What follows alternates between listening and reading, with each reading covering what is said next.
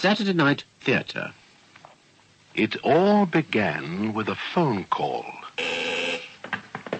Police station, Cambridge. Inspector Buller speaking. Police? Oh, please come quickly. It's young Mr. Fraser. He's dead.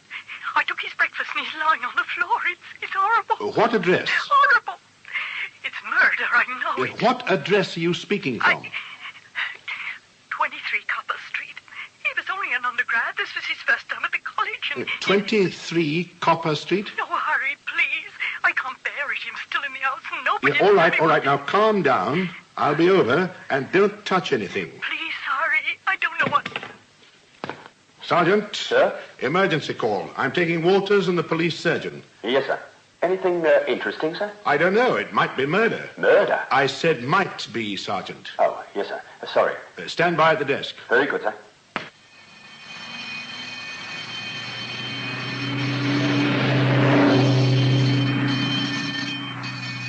We present Brewster Mason and Marius Goring in Darkness at Pemberley.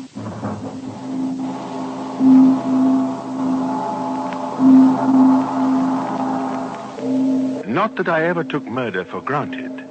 You don't see enough of it in a university town like Cambridge. Besides, it was only a starting point. The moment where reality suddenly and unpredictably hinged onto dream. It touched off the fuse for nightmare.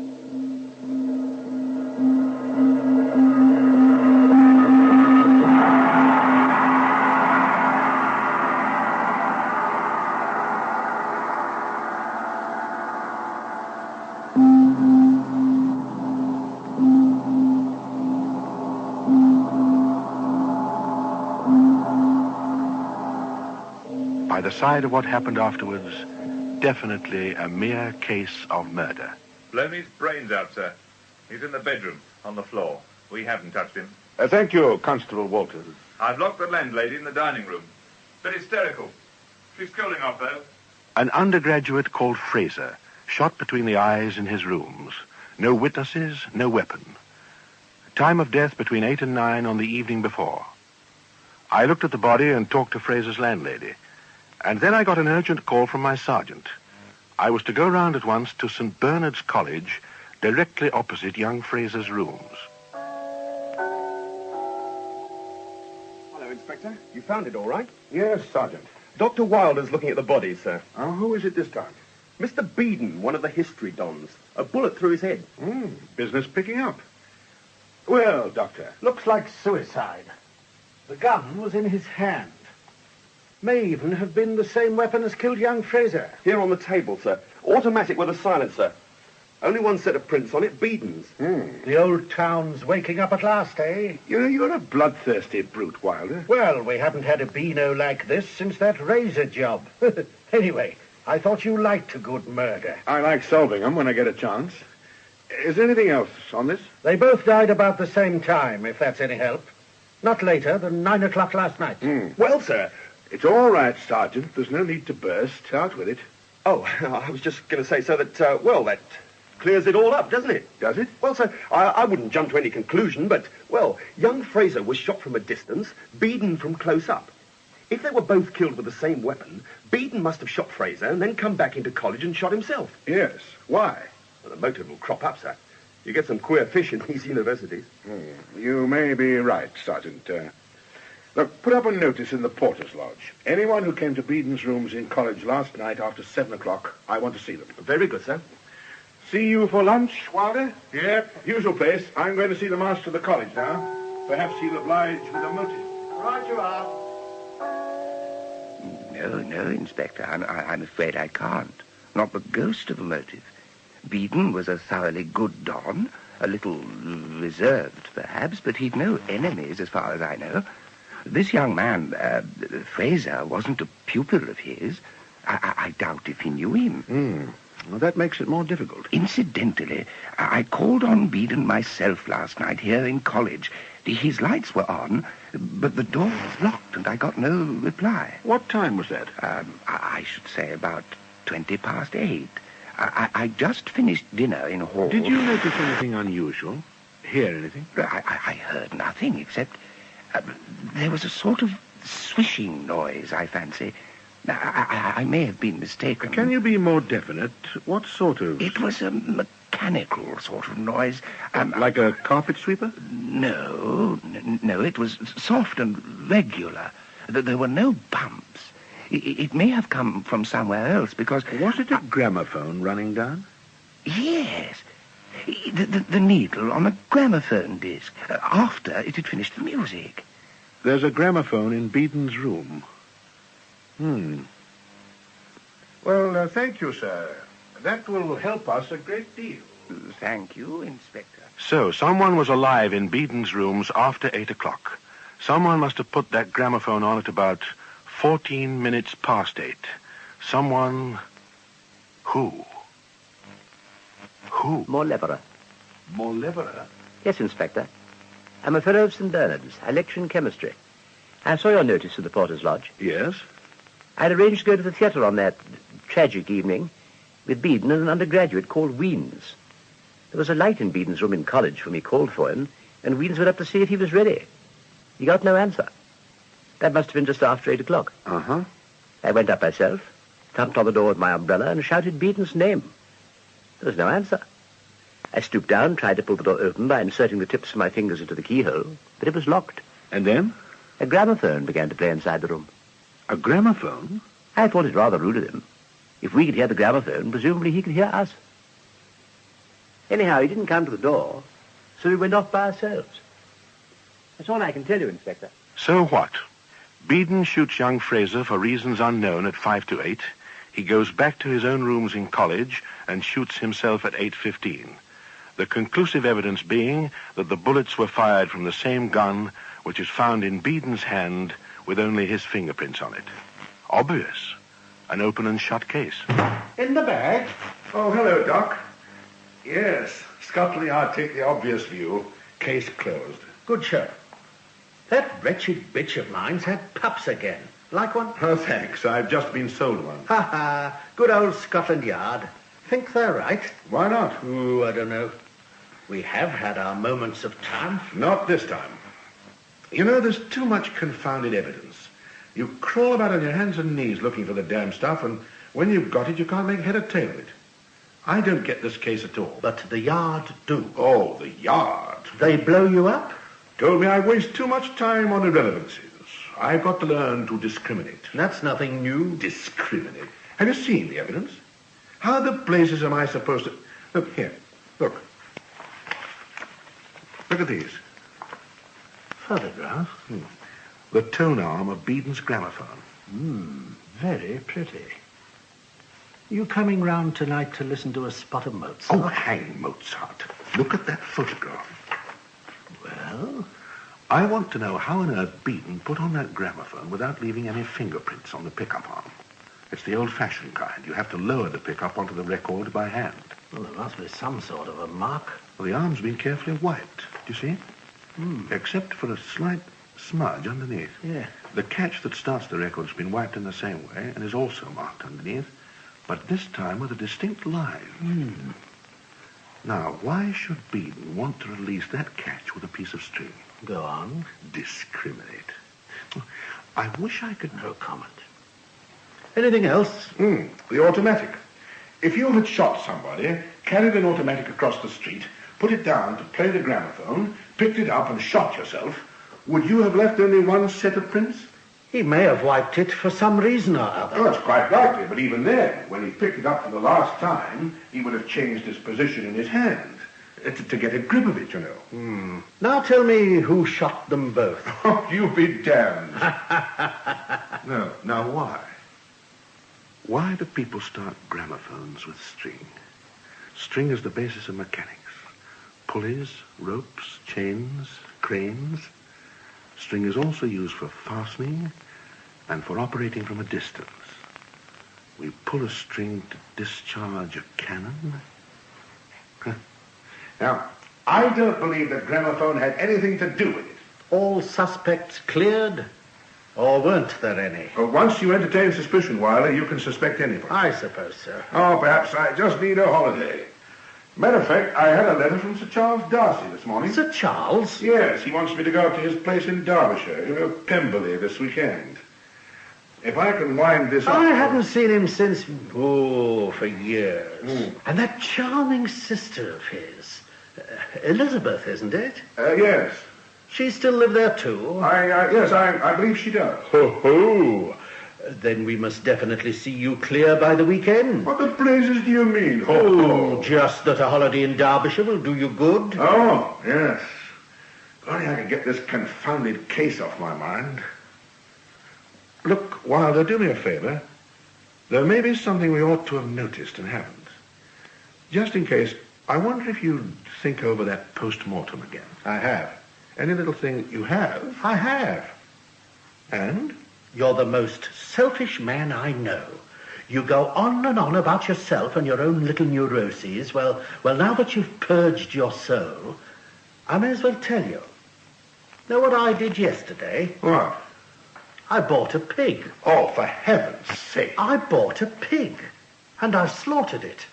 Though its epidermis was not characteristically human. Oh, please. I shot it dead, first of all, at a distance of 4 feet. Then I shot it point blank. Then I cleaned the gun and shot it first of all point blank and again at 4 feet. In each case, the second wound was fouler than the first, no matter what the distance of the discharge. Go on. The history don, Beeden, was shot before young Fraser. I said that Beeden was shot before young Fraser. Yes, go on. I've redissected both Fraser's wound and Beeden's. Fraser's wound was the fouler. I've corroborated from microscopic examination of the bullets. So Beeden was shot first. That makes a difference, Wilder. In fact, it makes all the difference. Discriminate, huh? Case reopened. Come on, let's work it out. That holiday in Derbyshire? That'll have to wait. Here, pencil and paper. Now, come over here. This is going to be interesting. Right. Now then, let X be the murderer. We know that young Fraser didn't commit suicide, so let's see what followed. Come in. Inspector Buller. Come in. I have a rather grave matter to discuss with you, Mr. Mauleverer. May I see you in private? Certainly. Have some sherry. No, thank you. I'll do without a drink. As you like. Well, I hope you don't mind if I drink myself. I've just been lecturing. Makes one so thirsty. Well, now you've come, I hope we'll have a pleasant chat. I doubt it, sir. Really? Why did you kill Beeden? My dear Inspector, I hope you don't go about saying this sort of thing to everybody. If you wish to, you can report me to my superiors. Now, don't go off like that. I don't take any offense. But you really can't go about accusing people of murder without telling them why. I shouldn't have come. I'm sorry. No. Are you free for an hour? We might take a little walk towards Granchester while you explain yourself. Look, there's no point. I made a mistake in coming. And nevertheless, you won't retreat it by going. Now, you must explain yourself, in common decency. I have no common decency, not in my profession. Come along, just a short walk. If you expected to get something out of me when you first came, why shouldn't you expect it still? Come, take your hat. Oh, you came alone. Well then, come, Inspector. I have something to tell you.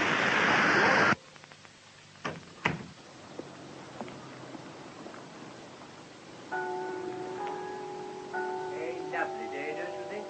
Cambridge always looks its best this time of year. Or perhaps you don't think so. Good afternoon. Good afternoon. Turn down here. We'll avoid the crowds. I am sorry to have had to drag you out. Walls have ears, and we scientific criminals get to be a little pernickety. You were unwise to drink that sherry. Not at all. You may be sure I'm not putting myself in any difficulties. I understand. Now I'm going home. Don't be a fool. Good afternoon, sir. Good afternoon. Good afternoon. Pupils. What was I saying? Yes, I gather from your behavior that you haven't the evidence to convict, since you haven't even warned me. Your call was just an effort to startle an advantage. Well, go on with it. After all, there may be something to be gained, if only in studying my mentality as revealed by conversation. Besides, I enjoy pulling your leg. I don't enjoy having it pulled. Goodbye. Inspector, I insist on talking to you. I shall tell you exactly how everything was done.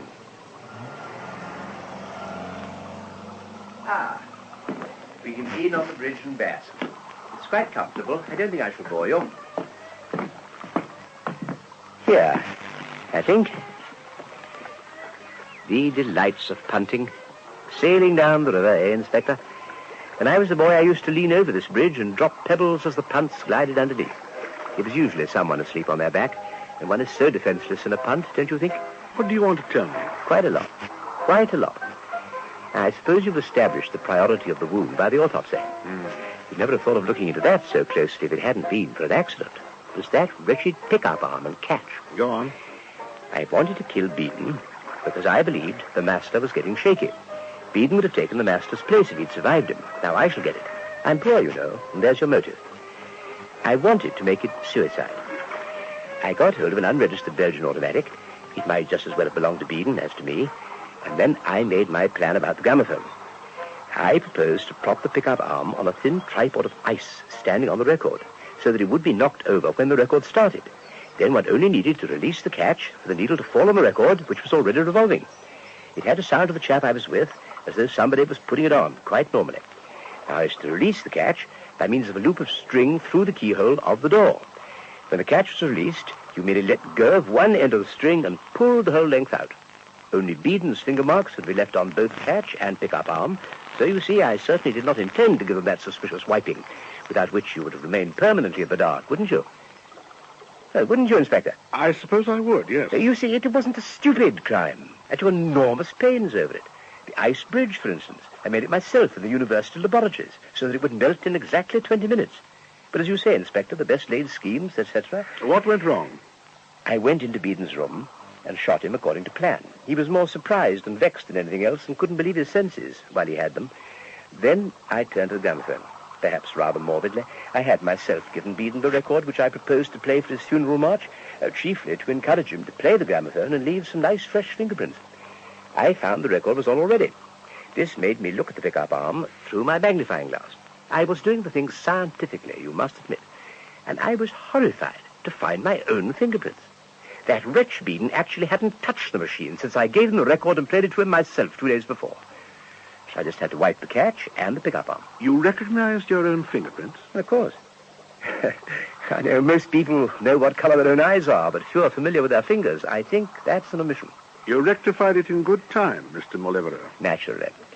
Mind you, I still don't think you'd have noticed it at all if it hadn't been for the other miscarriage of plan. Other? Both miscarriages, I claim, were unforeseeable. Hello, sir. Oh, sorry to butt in. Hello, my dear chap. Are you on your way to rehearsal? Yes. Will you be coming along tonight, sir? I'll be looking in later on. Glorious evening, isn't it? Grand, sir. See you later, then. Bye. Awfully keen chap there. Not much good at his work, but we're putting on Much Ado About Nothing next week. I can get you a ticket if you wish. You were saying the other miscarriage of plan? Oh, yes. Well, I'd wiped the automatic and put it in Beeden's hand, and I was just fixing my piece of string round the gramophone catch so that both ends came through the keyhole, when I happened to glance out across Copper Street. That unfortunate undergraduate was standing at the window of his rooms opposite, staring at me open-mouthed. He'd seen everything. I went straight out. I had to chance it. Walked into his rooms. He was waiting for me with an expression of horror and expectation. I shot him dead. Just bad luck? Rotten luck, yes. I had nothing against him, of course. Oh, of course. Then I went to find friend Weens. When we were outside Beeden's door together, I pulled the loop of string under the pretense of trying to open the door. The catch was released, ice prop upset, needle dropped onto disc. It's dark on that landing. Weens had no idea what I was doing. He never even saw the string. Well, that's all. If you've finished, I'll be going. Oh, just one more thing, Inspector. You should have devoted more time to the porter who was on duty that night. The porter? Mr. Rudd, I believe. He saw me coming out of young Fraser's digs. He was coming out of the Crown Arms at the time. But he didn't say anything to me about it. I know. He didn't tell you he'd seen me for 2 reasons. First, because it implied that he must have left the lodge while on duty. And second, because he had not actually connected me with the crimes. Why should he? He was a stupid man, fortunately, for his would have been the one tangible piece of evidence you could have offered against me at a trial. Without his evidence, even on the full reconstruction which I've offered you, you will realize that, of course, no jury will convict. Now the evidence is negative only. Now? Yes, now. But don't let me keep you from going to see the porter. What have you done to him? Run along and see. I can promise you... Oh, don't hurry. Don't hurry. Shall I send you that ticket? We found the porter in the river with his throat cut. And, of course, No clues. One can't help admiring him in a way. Admire him? 3 poor blighters turning into worms just because that little whippersnapper... Oh, I suppose I ought to feel sorry for him. Sour grapes, old boy. Oh. Well, anyway, you can take that holiday in Derbyshire now. Yes. It's Pemberley for you. You might at least be grateful to him for arranging that. Oh, yes. Cheer up. I'm going home to sulk. I'm out of pocket on this, that confounded pig. Have to eat it now, I suppose. Remember me to Sir Charles? Yes, of course. Oh, and Elizabeth. And forget all about this. Try and get a real holiday. Bye-bye, old man. Enjoy yourself at Pembley.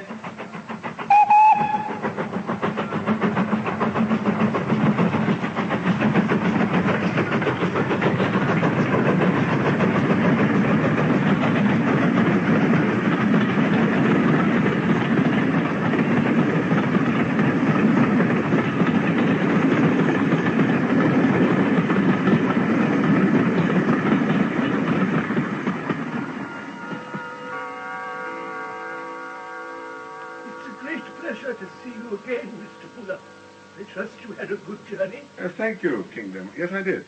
It's always a pleasure to come up to Pembley. Sir Charles will be down directly, Miss Elizabeth. Thank you, Kingdom. I'll see to the tea. Yes, miss. You know, Kingdom must be the oldest butler in the world. He is, and he's always right. It is good to see you. Tea? Oh, yes, thank you. We don't get many visitors at all nowadays out in the wilds. And, of course, Charles doesn't encourage them. You're privileged. Thank you. How is Charles? Well, I don't know. He's been so odd. Ever since that terrible accident, you know. What, hasn't he got over it yet? No. It's my fault, I suppose. I am only his sister, but I ought to be able to... No, you're not to blame in the least, Miss Darcy. Give him time. He'll recover. Will he? They'd only been married for 4 months, you know, and he was driving awfully fast. It wasn't his fault. He won't see it. All he knows is that Irene was killed. And he blames himself. Yes. And it's dull here at Pembley, you know. He lives like a hermit. Did I ever tell you, when he first came back from the hospital, he tried to kill himself? No. Not suicide, not really. Riding point to point all day long, charging his fences. But he killed his favourite grey mare instead, broke her neck. Poor Charles. Anyway, let's not talk about it. It's so nice to get in touch with the great big world outside. We've been following this case of yours, you know, in the paper. Oh, that... Oh, I'm sorry, I shouldn't talk shop. But we're such great fans of yours. No. Oh, yes. And Charles insists that...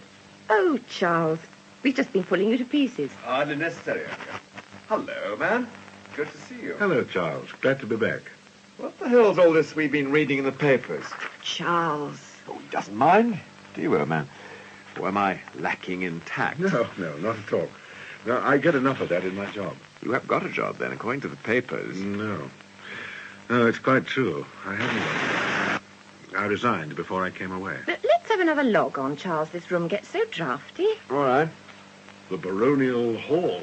Then change the subject. What do you mean by resigning? Oh, Charles, don't you think...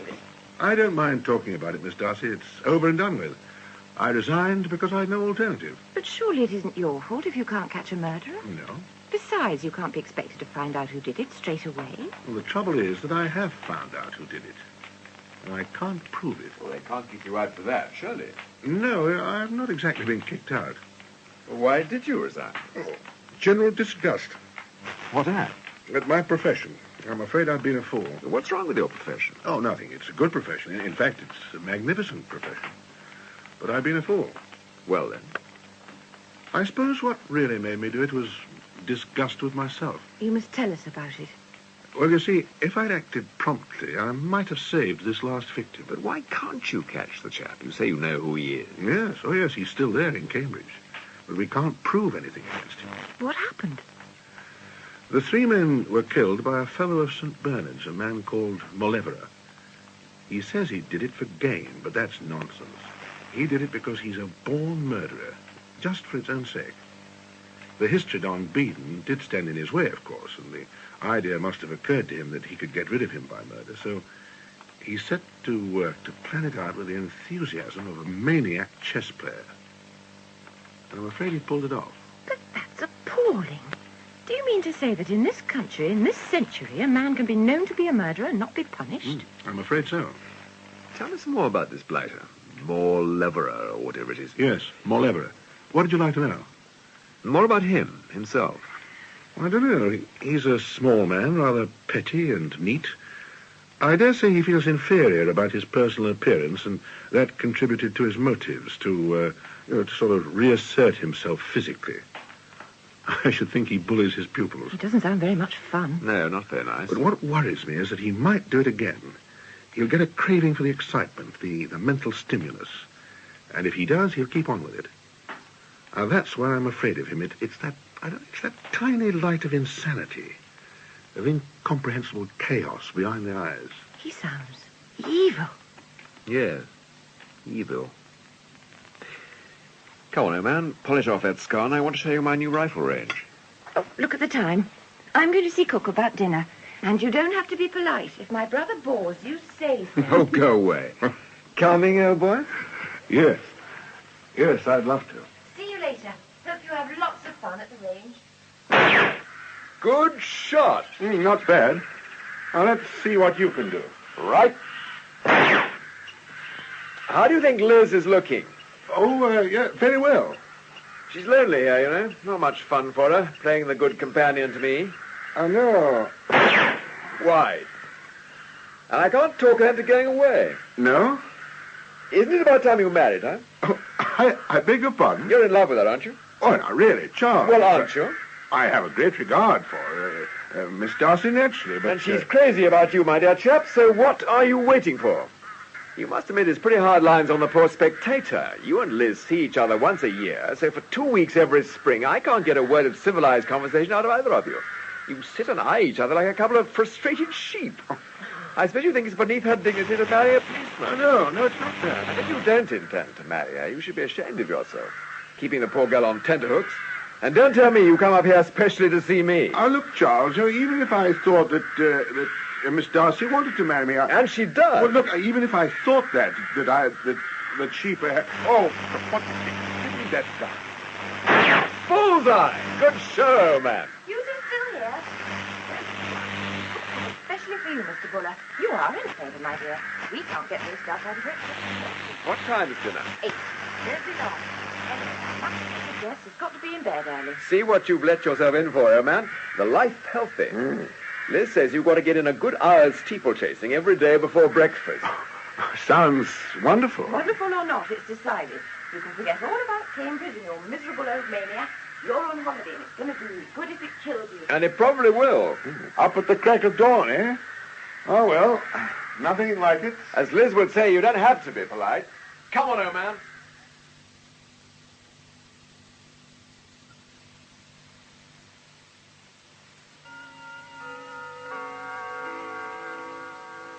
Good morning, sir.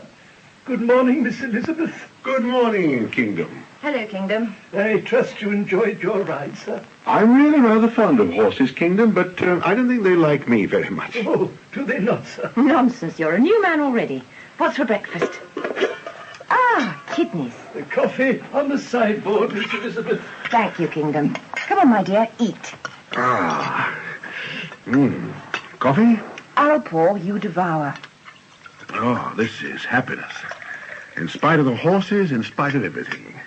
Pembley in the spring, coffee and kidneys. And Kingdom. And Kingdom. Where's Charles? Charles? Oh, yes, Charles. Where's he got to? I wanted to speak to you about Charles. Yes? What about him? It's just... Yes? My dear, I believe he's gone to murder that Don of yours. He's gone to...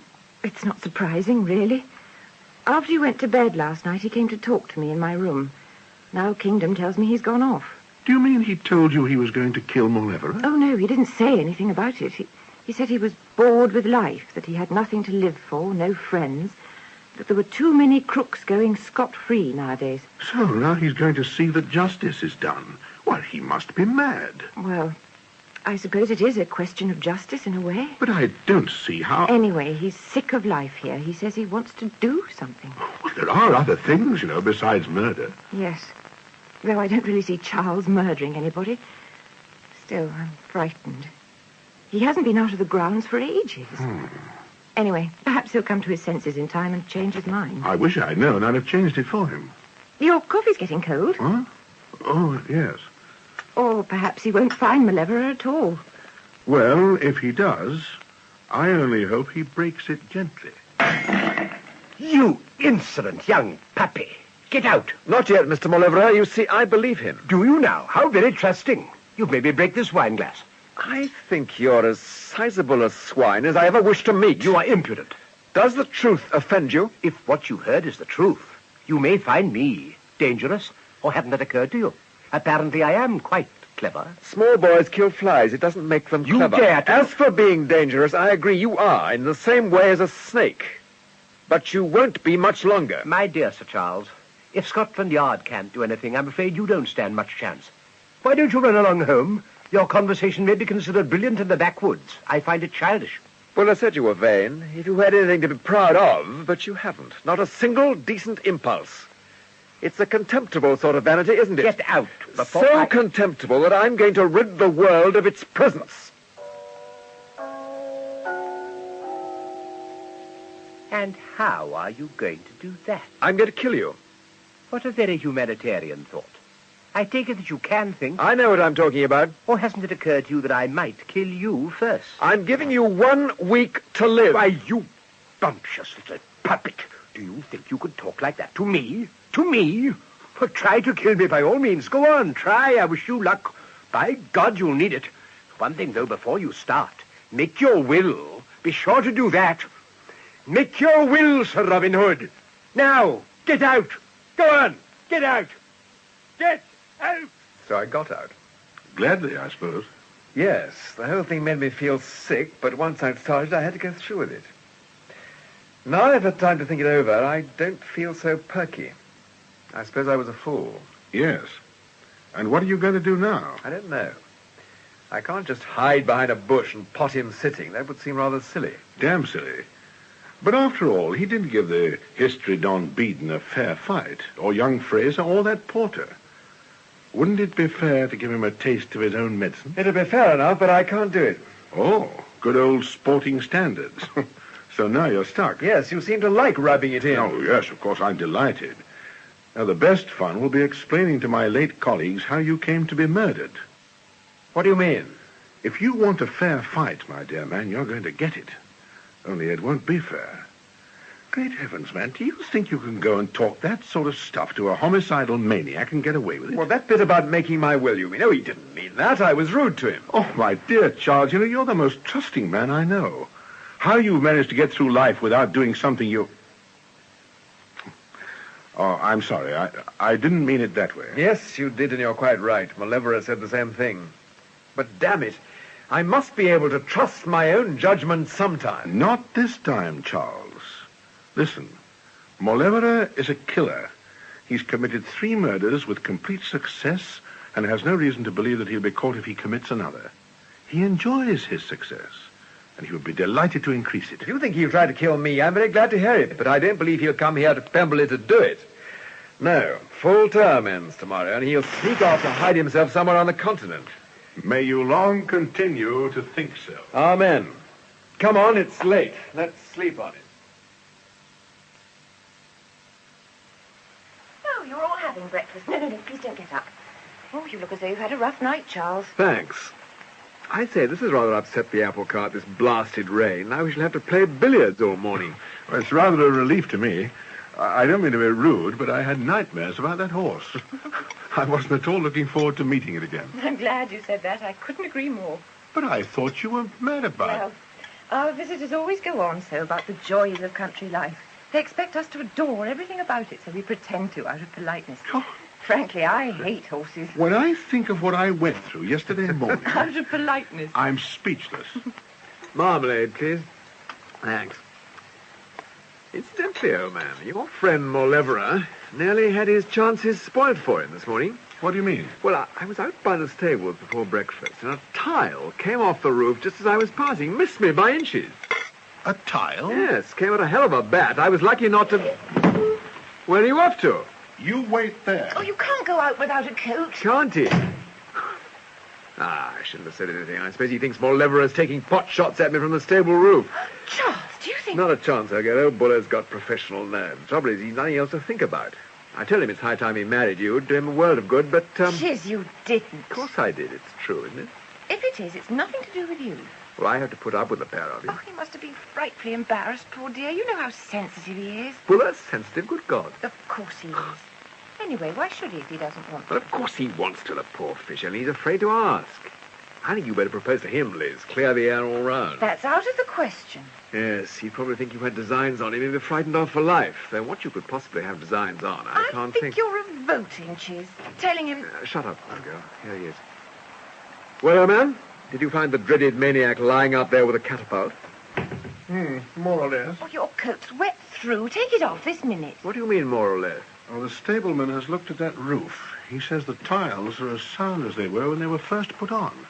There's absolutely no reason why that single tile should have been dislodged. Do you mean to say... Our friend has come into residence. Oh, come off it, old boy. Charles, you just don't know this man. You've met him once, and you both said you'd kill each other. Now you're not so keen on the idea, so you think he'll fight shy of it too. Well, he won't. I do believe you want the chap to kill me just to brighten up your holiday. Don't be ridiculous. Look, whatever we want or don't want, you've raised a hornet's nest. And we poor chumps have no alternative but to guard you as though you were the Bank of England. I absolutely refuse to be coddled on the off chance that some miserable maniac may be after me. What is there to be afraid of? We don't know, except that Mauleverer will try to kill Charles. I'm quite certain about that. How? Your guess is as good as mine. He'll certainly have to kill Charles in some way which leaves himself beyond suspicion. So Charles will have to be killed. I hope this doesn't depress you, Charles. No, I get quite a kick out of it. Charles will have to be killed either so that he seems to have died a natural death or by an accident. I suppose it would be all right when we get used to the idea. Now, look here. Granting all that, and granting that Mauleverer is lurking about the ground somewhere, which I don't believe for a moment, what then? What are we going to do about it? Well, will you take my advice?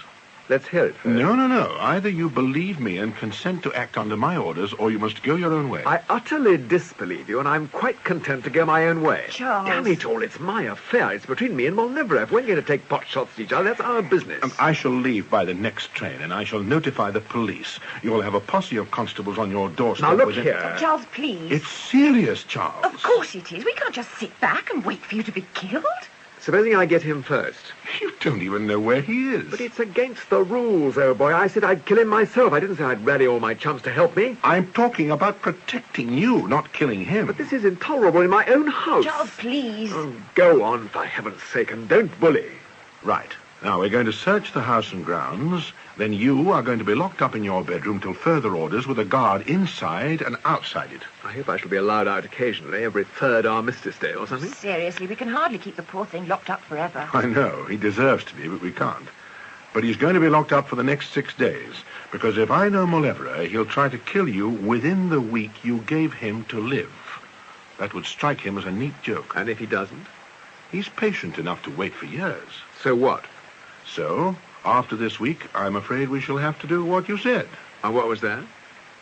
Kill Mauleverer. Oh, for Pete's sake. No, I can't let you be mixed up in this. Of course not. It's my affair. It's our affair. We have the misfortune to be your friends and relations. I'm surprised at you, old man, an ex-minion of the law, suggesting that we... Damn it, Charles. Do you think I want to kill the man? I don't want a skeleton like that in my cupboard. What else can we do but kill him? But you can't. Apart from the fact that it isn't done, it's 100 to 1 we shan't pull it off. Anyway, it's in self-defense when you come to think of it. That doesn't make it right. And besides, it's Charles' funeral, not yours. I absolutely agree, so shut up, both of you. I am going to find Mauleverer now, alone, to kill him with my bare hands. Don't be a fool. We can decide who's going to kill him later. The first thing is to prevent him killing you. Let's search the house. Oh, all right. I'll get the staff together. You are the most infuriating guest I've ever had in my life. I shall never invite you to Pemberley again.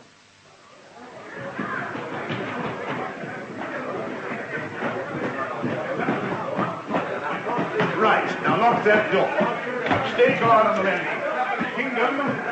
Kingdom, make sure that window's fastened. Catch me if you can. search diligently. Every room, every attic, every cupboard. Fasten the windows, lock the doors, plug the keyholes. Wait. Haven't you forgotten something? Get a ladder, Smith, will you? I think there's a loft up here. Quite right. Leave no stone unturned, Inspector. It's a big house, Pembley, isn't it? It'll be a long job, even with how many of you? Butler, chauffeur, gamekeeper, the servants, and the cooks. 7, 11. It'll take you all morning, all afternoon, because you can't afford to miss anything. Right, now the grounds. Kingdom, you wait in the main hall. Now the grounds. Leave the butler to guard the main hall. Be sure he locks the door. It's getting dark. You should really have warned him to put the lights on. But of course he's lived at Pembley all his life. He doesn't believe anything can go wrong. But hurry, Inspector. It's getting dark.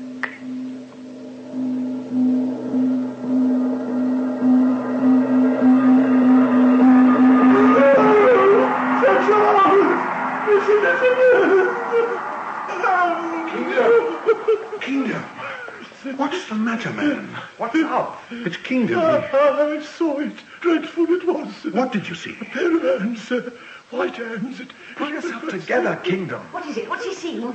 Kingdom, what did you see? Hands, white hands, and it laughed. What laughed? Didn't you see his face? His eyes, horrible great eyes, staring. Was the front door open? Oh, no, sir, I locked it inside like you told me. I was standing in the hall. Oh, damnation. We'll have to search the house again. Turn all the lights on. Check on every window, every door, every room. Yes, sir. Smith, go around the outside of the house with a torch and see if any of the windows are open. Yes, sir. What's this? He must have dropped it. Huh? Toothbrush. Oh, what the devil did he want with a tooth? Here, let's have a look at that. It's mine. Yes. How the blazes did that get on here? It was in my room. Give it to me. But I'll take it if you don't mind. All right. Charles, do you think Smith could get over to Cambridge in the car and be back before breakfast tomorrow? Well, yes, if it's important. It may be. I'd like to send this to a friend of mine. It's just an idea. Okay, go ahead. I've checked with the staff, sir. All the downstairs windows are locked, but Sir Charles's window's open at the top, and so's yours. So either he got in through a second-floor window to get the toothbrush, or he filtered through the wall. Are there any secret passages, Charles? I don't think so. No ghosts? Not that I know. Now what? I don't know. I don't know. Well, I do. We're going to have some dinner. I'm famished. Me too. Come on. You can plan your campaign over the game pie. I can never think on an empty stomach anyway. I suppose we may as well. Lead on. Bread for you, Charles. Thanks. Oh, thank you, Kingdom. This looks good. Lobster soup, sir, your favourite. Is it? Oh, yes, so it is. How do you know? You said how fond you were of it the last time you were here. Did I, by Jove? Kingdom, you deserve a medal. Oh, no, sir, not me, sir. It was Cook. She never forgets. What did I tell you? Well, I'm deeply touched. Kingdom, you and Cook had better share that medal. Yes, sir. Thank you, sir. Your soup, Sir Charles. Thank you, Kingdom. Sorry about the scare you had. Oh, it wasn't what you'd call a scare, sir. Just unusual, if you know what I mean. We do. It's always been so peaceful here. And then tonight, if I may say so, sir, it was not fitting. No, absolutely right, Kingdom. Sorry, anyway. Well, what are we waiting for? Tuck in. No, don't touch it. Lord, what a fool I am. Why didn't I think of it before? Think of what? The soup. It may be poisoned. Poisoned? Really, old chap, what are you going to think up next? Listen, Charles. Look, I'm damned if I'm going without my soup just on the off chance that some half-wit's been putting poison in it. Charles, do you think... Anyway, if he had, we'll jolly soon find out. But, Charles, don't be such a... Kingdom! Kingdom! What the devil's wrong with this soup? The soup, sir. Yes, the soup. It's foul. I'm sorry, sir. I'm afraid Somebody's been mucking about with it, and it's not funny. Oh, no, sir. Well, ask the cook to come round, sir. Yes, please do. Charles, are you all right? Yes, of course I'm all right. Did you swallow any? Of course I did. It was a revolting advantage. I do believe you're at the back of this, Buller. You're just trying to scare me. Oh, not guilty. Anyway, you still look all right. Of course, it may take time to act. If it's strychnine, your toes will gradually begin to curl up. If it's laudanum, you'll be speechless before long, which will be some slight relief, I must say. But then it may be prussic acid, in which case you'd be dead already. Charles, you're such a fool. Oh, shut up, both of you. Cook's here, sir. Oh, hello, Cook. Come on in. Good evening, sir. Now then, Cook, is there any reason why the soup should taste odd tonight? No, sir. I never heard of such a thing. I made it from the very best fresh lobster, as I always do. And nobody could have tampered with it? I've been in the kitchen all the time, so no, I don't see how anyone could. This is the basin. I mixed it in. Still half full. Let me look. Have we got a spoon? Yeah. Thanks. You won't find anything wrong with that, sir. Must have been after it left the kitchen, because... Well? Cake of soap? Well, I never... Now, someone's got a warped sense of humour. All right, Cook, thank you very much. I wouldn't do a thing like that, sir. My age. Why, It's all right, Cook. We know who did it. Now go back to the kitchen and don't worry. No, miss. Oh, what? Oh, I've never... Oh, never... Well, Charles, you see what I mean? All right. All right. Now what? Well, we may as well get on with dinner. But... I think we're safe enough now, for the time being. Molivera's just showing us what he can do if he sets his mind to it. Playing on our nerves, you mean? Roughly that. Anyway, I don't think he'll poison us tonight. It'd be too much of an anticlimax. No, I think we can enjoy our game pie in peace. But we'll have to live on tins from now on. Exactly. Now, for the immediate future, it's vital that we give Molivera as few chances as possible. We've got to close all loopholes. So I'm going to sleep in your room, Charles, and we'll take it in turns, 4 hours at a stretch. Right. Miss Darcy, you must lock your door and keep your window shut. Don't open the door unless you're sure who's outside. There isn't any danger, but we must work out a system. Of course. Good. Well, we've started in earnest. I seem to have put my foot well and truly in it, oh boy. I'm sorry. No, that's all right, Charles. We'll sort it out all right. I don't know how, but we will. Anyway, there's nothing else we can do for the moment, except wait.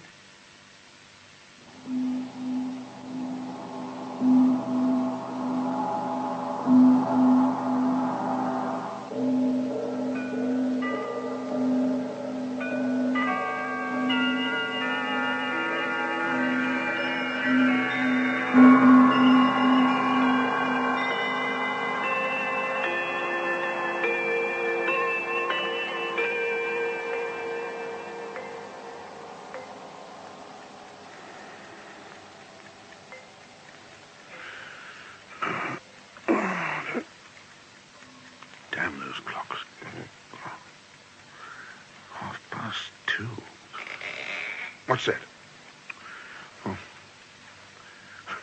Getting jumpy.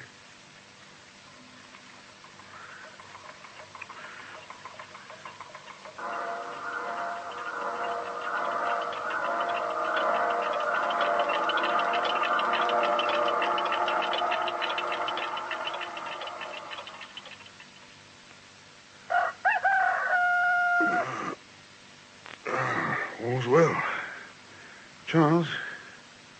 Charles, wake up. It's morning. What's that?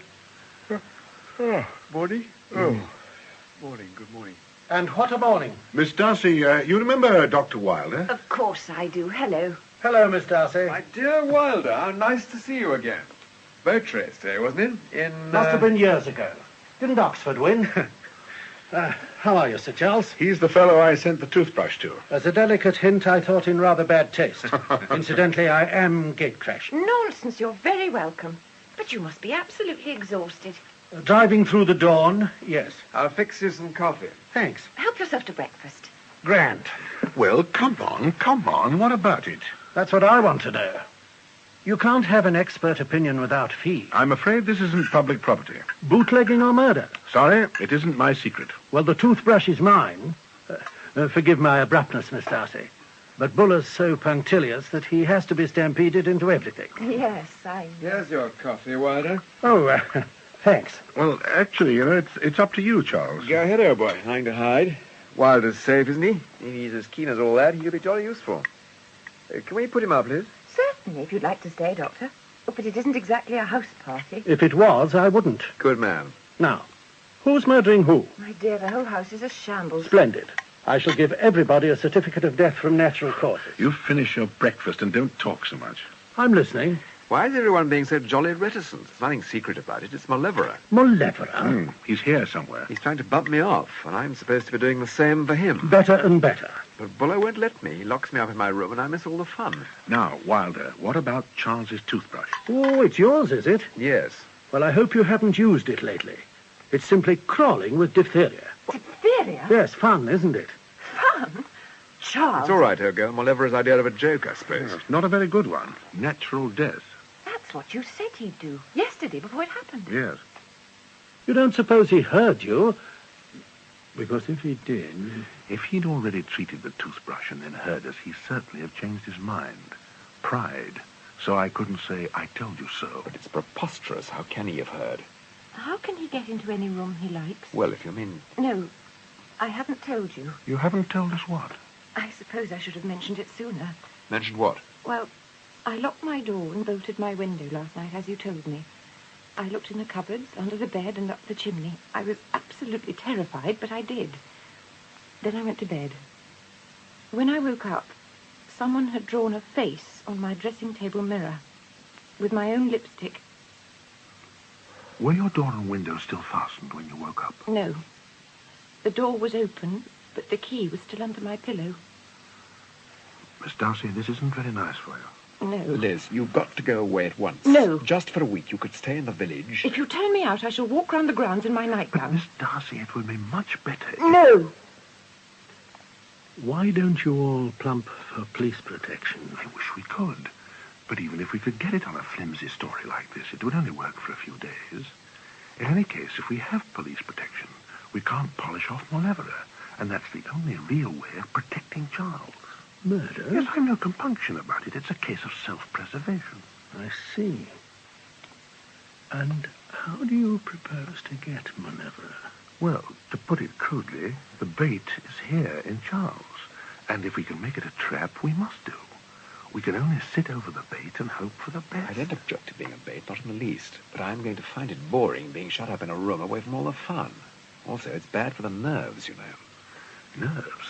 In a couple of days, nobody will be able to hear any strange noise without screaming. What's that? It's only some soot from the chimney. You'll have to keep your chimney swept, Miss Darcy, if we are going to keep sane. My dear, actually, they've just been swept. I did my spring cleaning early. Slightly hysterical, I think, that laughter. Well, the day dragged itself out, but nothing happened. Charles grew more and more bored, Wilder more and more facetious, and Miss Darcy, well, I suppose we ought to have insisted that she went to stay in the village. But at last the spring twilight came down in rain, and the darkness gathered about the eaves and crept up the great staircase. The clocks steadied themselves for their lonely concerts of the night. The house congealed again into silence.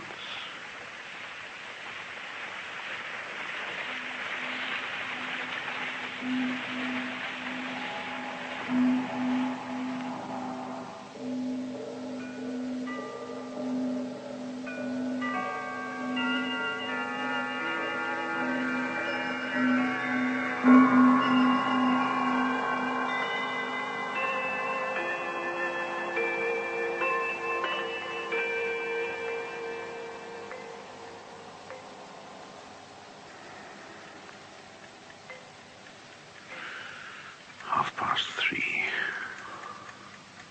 Why the devil doesn't he show his hand?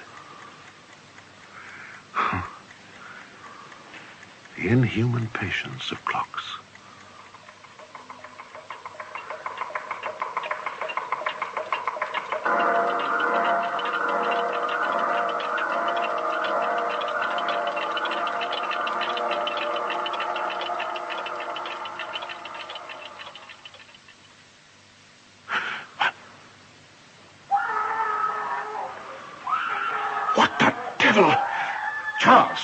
Charles! What is it? What's up? It's across in the servants' quarters. Get a coat on. Right. Come on. I'll be right with you. the blazes is going on? What is it? Kingdom, did you hear that scream? It's what I heard. What the blazes is going on?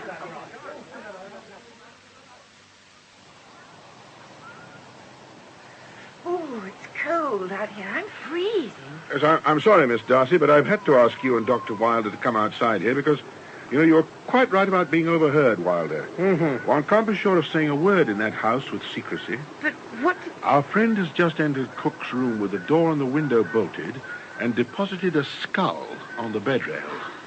Cook is of a nervous temperament. But how on earth? In the same way as he got into your room last night. Yes, but... Down the chimney.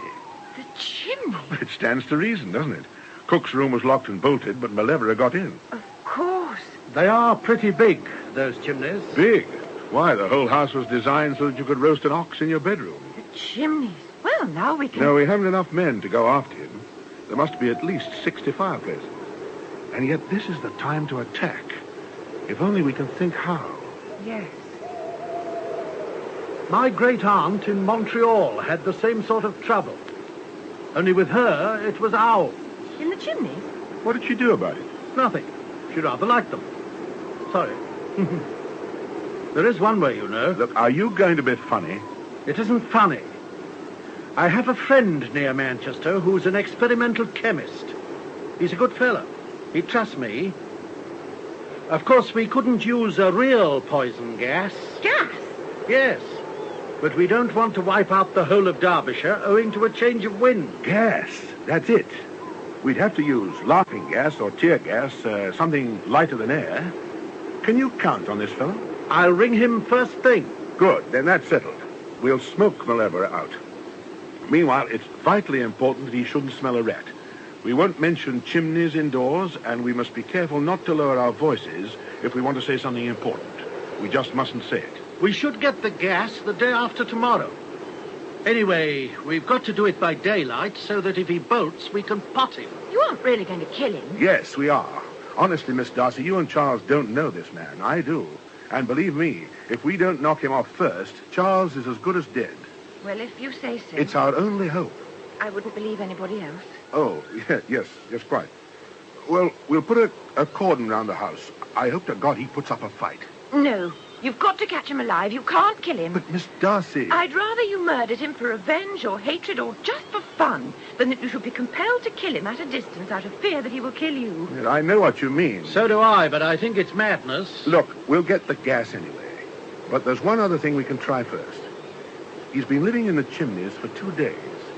He may have brought some concentrated form of food with him, but he can't have brought enough water to keep him going. Agreed? Sounds reasonable. Well, it's 100 to 1 that he comes through the fireplace into one bedroom or another every night and goes through into the bathroom for a drink. I suggest that we should lay for him tonight, rather, and then... And when we catch him, what do we do? Knock him on the head, I suppose, and turn him out into the road. And what then? Don't ask me. Go off in a yacht till he dies of old age. Oh, it's a wretched situation, but I think Miss Darcy's right. Thank you. We haven't enough people to watch all the bathrooms. No, we shall have to trust to luck. You, Wilder, and Smith in the kitchen.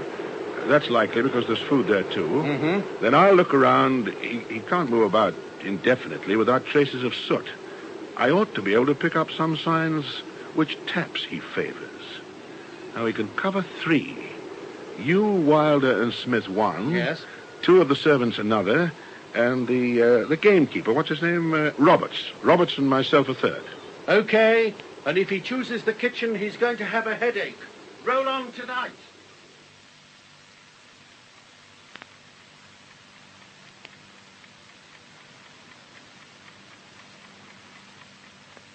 Sir? What is it, Roberts? Something stood in the doorway. I waited for him to come in, but he cleared again. I've been into the other room, but there's nothing there. Are you sure? I saw him playing, his hands before him in the darkness, and his eyes big like an owl's. Why did he go away again? Your watch, sir. Huh? Oh, damn. Are you sure you saw him? He was a black creature in the black of night. There's somebody moving about outside in the passage. Yes, Kingdom's there. Kingdom never moved like that. What is it, then? Something dragging. Hark. Wait, stop now. This is no kind of a game. Either you've got nerves or I'm wasting my time. Oh, kingdom. Oh, my kingdom. And look, sir, on the door. He must have written it while we were in there. No water drinks blood. Oh, God. An old man like that. What's the matter? What's going... Oh, God. Kingdom. Do we call in the police? My God, I'm going to... Charles! Wilder, ring up your friend. I want that gas by this afternoon. Tell him to make it lighter than air and lethal.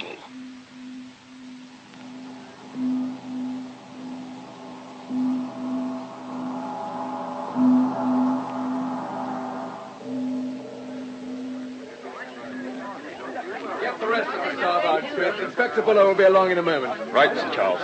I suppose it was sudden. Kingdom, I mean. He couldn't have known what was happening. He hadn't even time to cry out. Oh, what an inhuman beast. What a devil.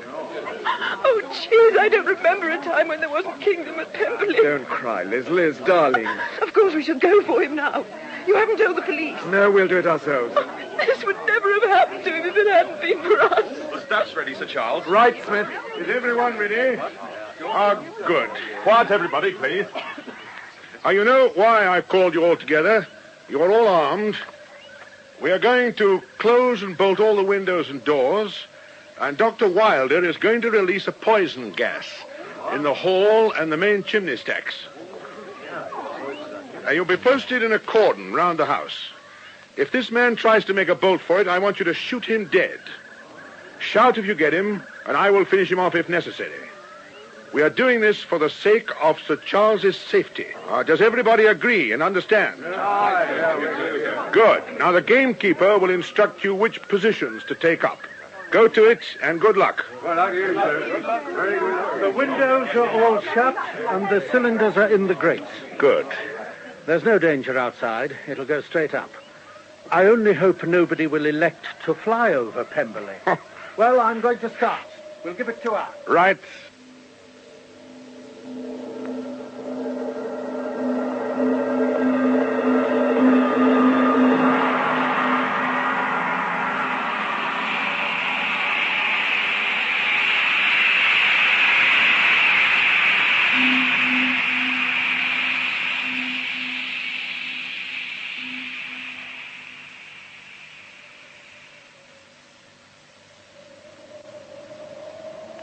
That's that.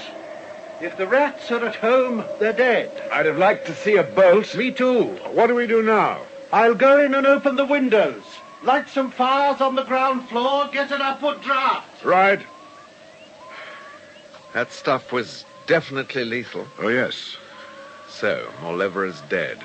Yeah. Still, we better keep up the guards for tonight, just in case. If he's dead, he can't hurt us. Ah, but we don't know that he is dead. Well, if he isn't, he must have got away before we started. Yes. And he won't come back today. Probably not. Anyway, it's 10 to 1 he's dead. There can't be any danger tonight, and we do deserve a rest. All right, Charles. We'll risk it. Come on. Wilder's waiting. It's safe to go back.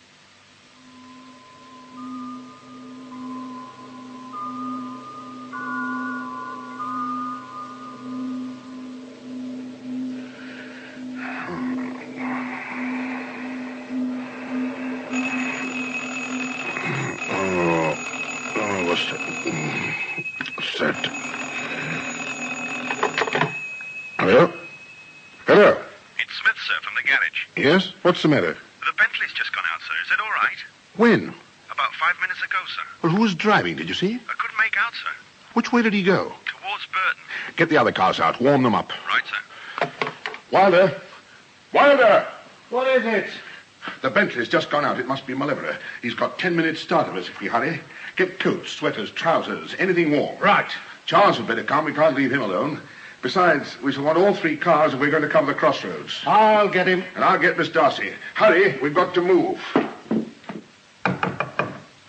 Miss Darcy. Darcy. Elizabeth. Elizabeth. We're all ready. Smith's got the cars out. Is Liz ready? She's not here. Not here? He's taken her with him. In the car, man. Come on. Come on. Smith and I will take the coupe, Charles the sports car, and you take the saloon, Wilder. Okay. He's heading for Burton-on-Trent. At Burton, Wilder, you turn east and explore the Ashby de la Zouche road. Right you are. Charles, go north to Utoxeter. Right. Stop anybody you see and inquire. We'll go straight through to Lichfield. Report by phone to Pemberley whenever possible. We'll keep in touch that way. Right, Smith, I'll drive. Good luck.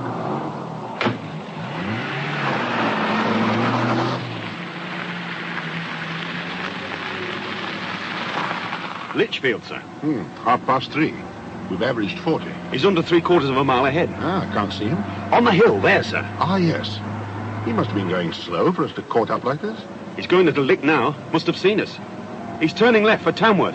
We'll catch him between two fires. Wilder should be striking through Tamworth towards us on this road. There's Wilder's lights coming towards us. Signal with your headlights. We'll trap him between us. Damn this. It's not the Bentley. Chasing the wrong ruddy car. Wilder, I've been chasing the wrong car. He must have switched off his lights and gone on to Sutton Coldfield and Birmingham. We'd best follow up. There's a choice of 3 roads after Birmingham. Phone Pemberley. Leave a message for Charles to bear south and explore the Birmingham-Wolverhampton road. You make for Worcester, and we'll bear southeast for Warwick. Okay.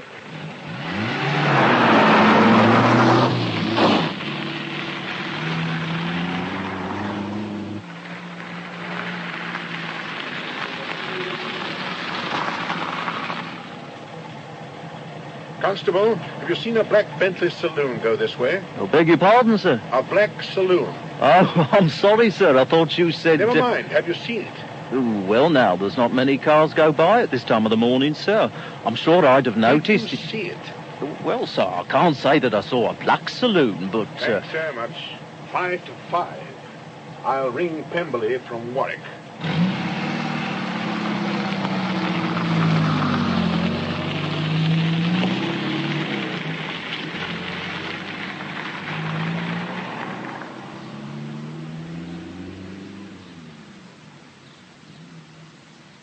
Hello?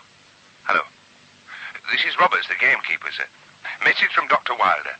The Bentley has taken the Worcester Road, and Dr. Wilder is going to Tewkesbury. He says you're to come back westwards. Right. If Dr. Wilder phones again, tell him I'm taking the Oxford-Worcester Road.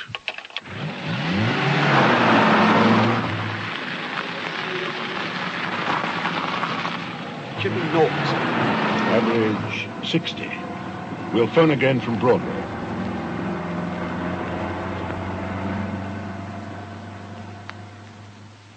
Dr. Wilder says the Bentley has been sighted going through Malvern in the direction of Ross-on-Wye.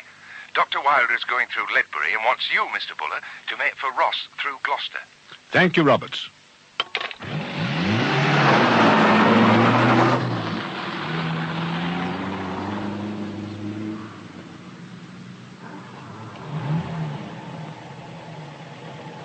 I put in 7 gallons, sir. Thank you. You haven't by any chance seen a black Bentley saloon? Filled up here about half an hour ago. Would that be it, sir? Would it? Thanks. Which direction was it going? Monmouth, I think, sir. Thanks.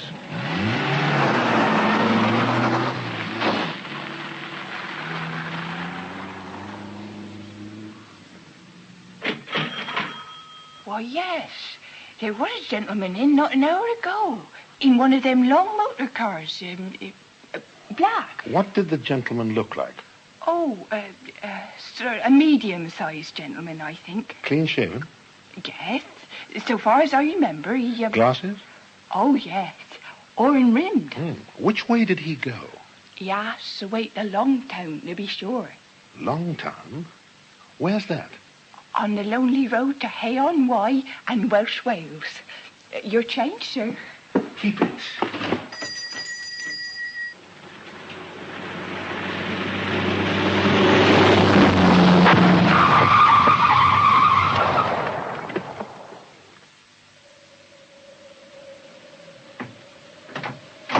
Damnation. Now what's wrong, Smith? Puncture. Flat as a pancake. Oh, that's dished it. Not a village within 9 miles in this godforsaken country. at those nails on the road. Quite half a crown's worth. God, he chose a marvelous place to maroon us in. All them mountains. Yes, the Black Mountains, they call them. Oh, well, come on, I'll lend you a hand. He's led us here by the nose, sir. He must have waited for us every time we lost a scent. Would you think, sir, that he wanted to entice us away from Pemberley? Oh, yes, that's it, of course, but I suppose he thought we'd leave Sir Charles unguarded. Oh, no, he can't have been such a fool. There's something else at the back of this. What the blazes does he want with Miss Darcy? What's he done to her? God, if that so-and-so's hurt a fibre of her body, I'll wring his blasted neck till his head comes off. Yeah. Give us a hand with this tire, sir. Right. Now, then we'll phone up and leave messages for the others and make back for Pembley. Nothing else we can do. No, sir. Afraid not.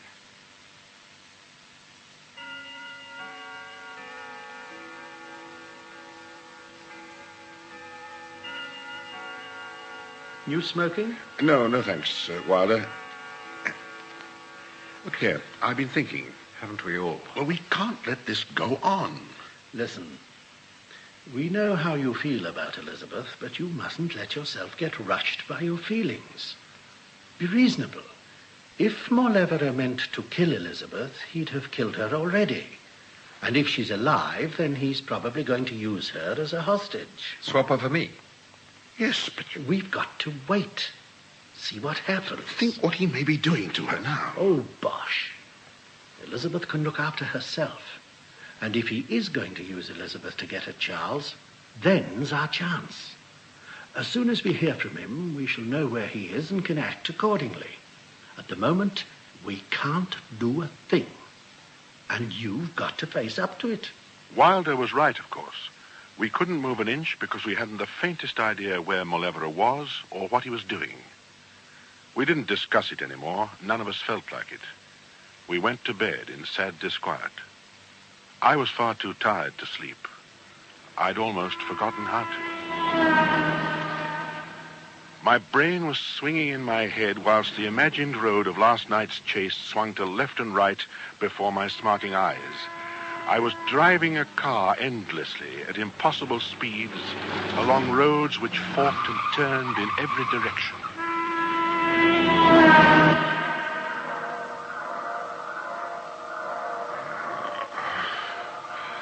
Must do something. Must think of something. Relax.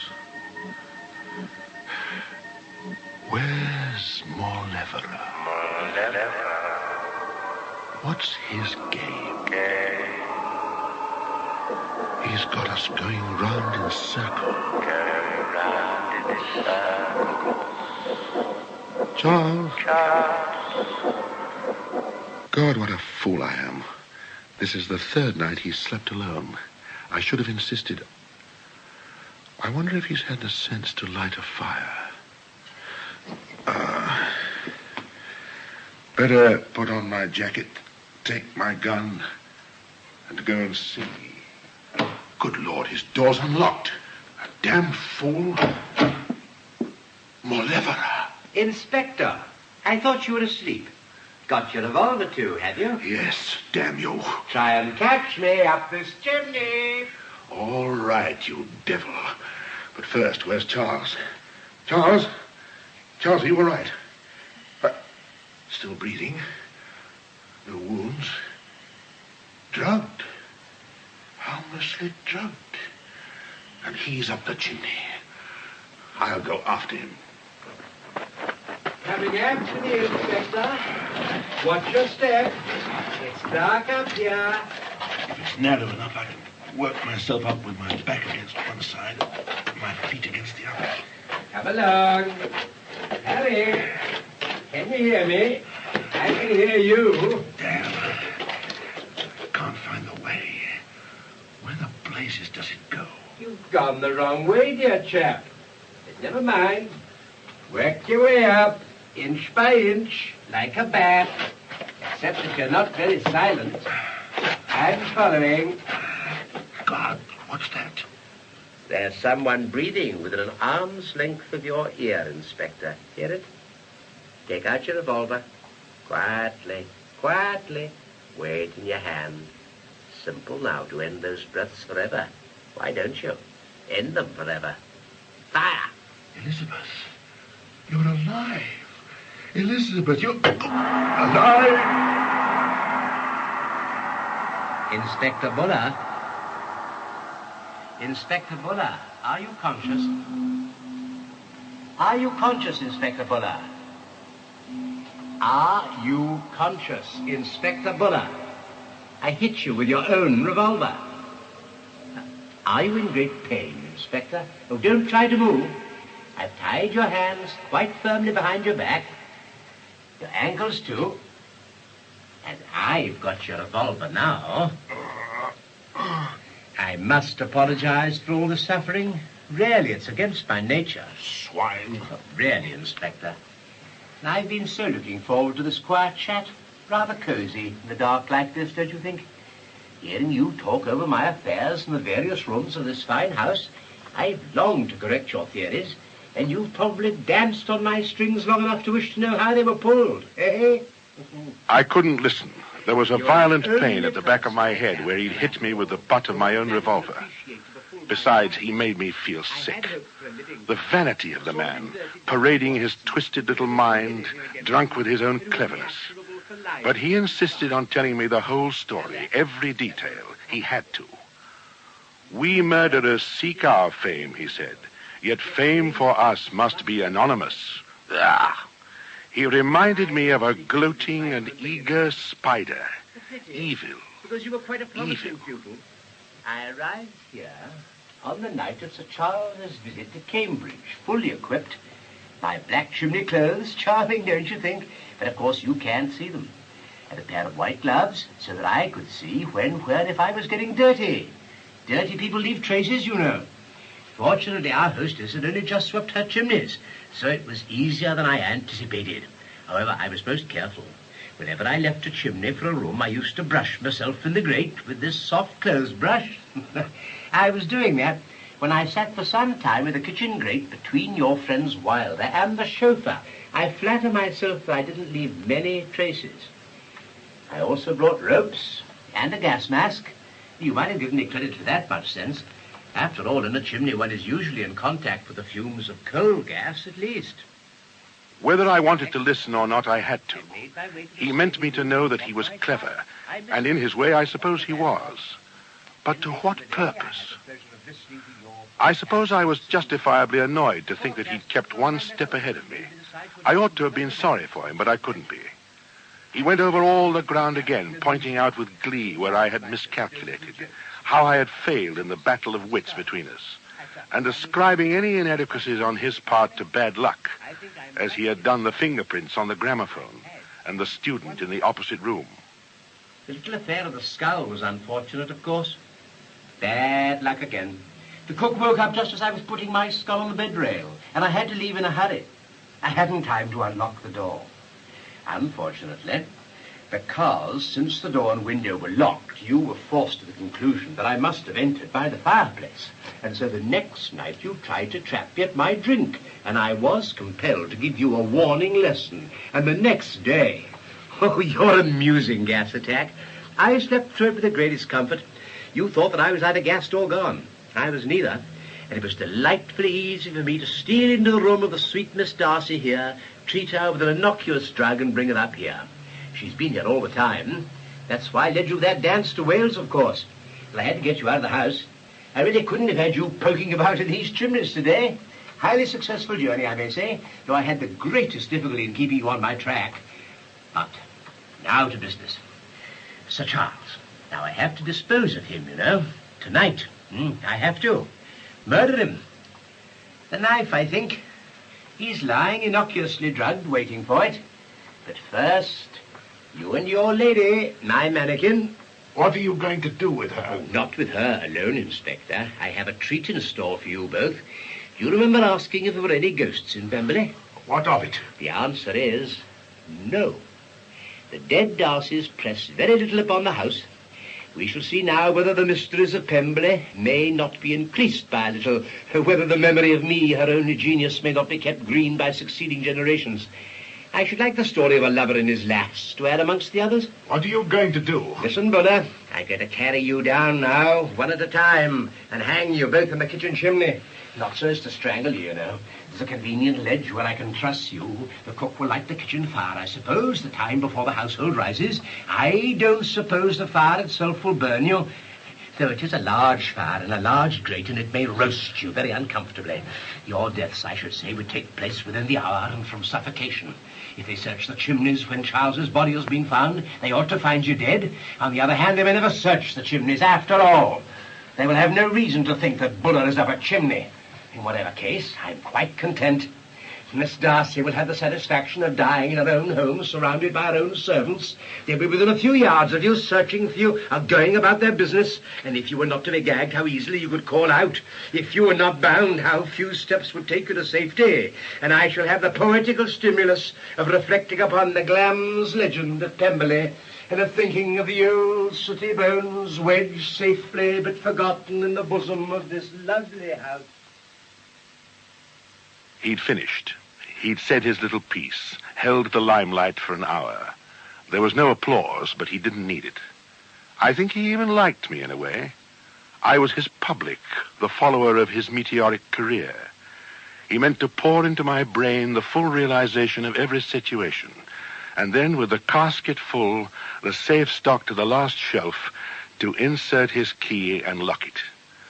I was to be a treasure house for him. The dead brain, like a gramophone record without the machine to play it, retaining its impressions in an eternal secrecy. I can't think why, but I have a feeling of affection for you, Inspector. I shall save you till the last. He was busying himself for his task, bringing in ropes, working out his communications, spinning his web. To get us to the kitchen chimney meant taking us up the main shaft onto the roof, the kitchen being on the opposite corner of the house. He would have to drag us along the sharp edge of the V-shaped roof and lower us down a fresh stack. He was more like a spider than ever, scuttling to and fro. I waited for him to finish, rubbing my hands behind my back to keep the circulation. That's that. I shall take Miss Darcy to the kitchen first, and then pay my final visit to Sir Charles. Then I can come back for you and tell you all the news, whilst we're on our way. Charles's last moments, you know, how he enjoyed them. My little mausoleum, my house of fame, my finished gramophone record would be stocked up to the last moment in that case. Yes, that is what I shall do. And after that, I shall really have to be going. And now, ladies first, eh? You will excuse me, Inspector? That's what I was waiting for. For all his cleverness, Morleverer was no expert in tying a rope. Somehow I had to intercept him before he could get to Charles, and surprise was the only weapon I had. After all, he'd got my gun. I worked myself up towards the sky. The stars were out, and the tang of the wind before dawn freshened me as I rose above the chimney. I writhed out onto the roof and curled myself behind the brickwork and waited. Not for long. Morleverer came towards the chimney chuckling and put his hands on the ledge. I rose to my full height, and we were face to face. You got your... Oh, no, you don't. You won't get me. Give me the gun. Give me that gun. I'll teach you. Oh, damn you. No, you don't. Right. Take your gun. Goodbye. No for Miss Darcy. No, you don't. And I've got the gun now. Damn. Missed him again.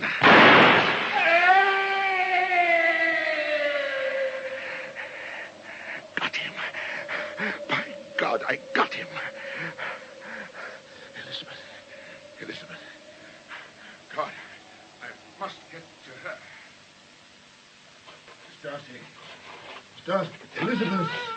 Elizabeth, thank God. Just a minute. I'll take out the gag. There. Oh, darling. No, it's all right, darling. It's all right. He's dead. all right. He's all right. Everything's all right. Now, look, let me help you. This way. There's nothing more to worry about. It's over. It's all over. Whenever is dead. Oh, thank God, darling. Thank God. It's all over. All over, including the shouting. A happy ending, of course. Happy for all of us, as it turned out. Charles, rid at last of the brooding melancholy which had hung over him for so long. Wilder, once more a general practitioner, smiling sardonically over the coughs and bruises of Cambridge. And Elizabeth and I, well... Take the right fork. Right? You know, I've wanted to know one thing very much. Yes? How on earth did you get yourself undone in that chimney? That was rather a swindle, I'm afraid. Well, left here. Uh-huh. I've always been incurably romantic, you know. I used to read detective stories far too much, and the hero always gets tied up at one time or another. And it occurred to me that all heroes ought to have a little pocket in the jackets of all their suits, in the lining at the back, in which they could conceal penknives. Oh, you mean to say you had that? Yeah, ridiculous, isn't it? The lucky thing was I put on my jacket when I went after Charles. If I'd worn my dressing gown, we'd have been done. I think it all sounds very improbable. Left. Uh-huh. Yes, it does, doesn't it? This does... Elizabeth? Yes? Wouldn't it be marvelous if we could get married? Or something?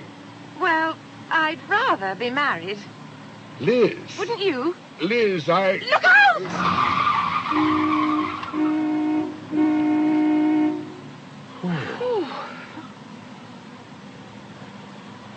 Do you know, darling, I don't even know your Christian name. No, I know, Liz, but, well, you see... What is it?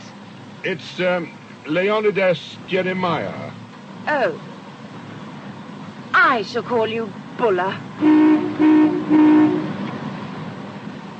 That was Darkness at Pemberley by T.H. White, adapted by Donald McWhinney from the novel of the same name.